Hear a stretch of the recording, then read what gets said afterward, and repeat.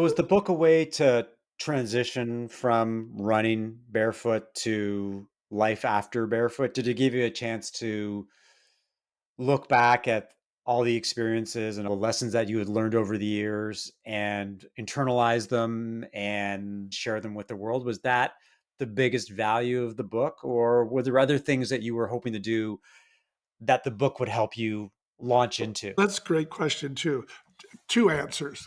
One is yes, the book helped us launch our business education career and our career as business consultants. Now, people were hiring us to help them with distribution management and hiring and how you pay people and all of those nuts and bolts things.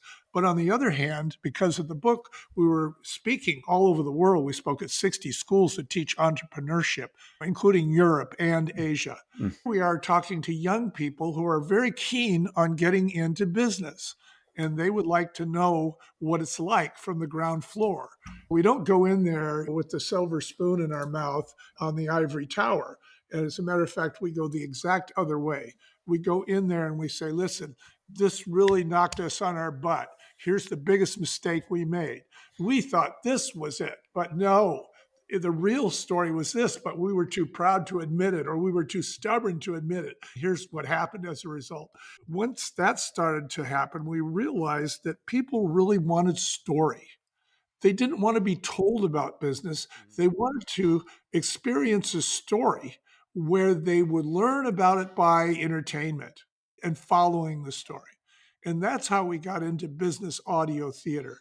We noticed about 7 years ago that everybody was showing up for these talks we were giving all over the world. They were all wearing earbuds. Like, what's with the buds all of a sudden? Everybody overnight. I'm listening to a pod. I'm trying to improve my business, or I'm listening to War and Peace. The thing's so thick I can't sit still for it. And I got to keep moving in my day. We looked at each other. We said, we have to do that. Let's do an audiobook. So we did an audiobook, but we didn't like it, just like the print book. And we turned it into a business adventure story in 25-minute segments like podcasts. We married the idea of an audiobook with a podcast, but introduced Hollywood. We brought in actors and sound effects and music. It's like a 1945 radio show. It's exciting, and you can listen to it when you're biking or hiking or working out and when you want to. It's not sit down, we're going to show you a film about our company.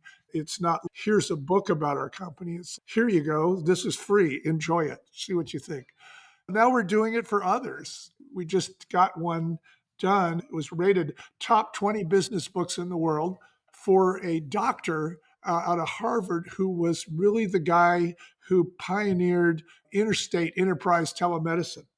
It's his story. His group was just rated by the Joint Commission, that's like the good housekeeping seal of approval for the medical industry, as the fastest neuro response group in the country.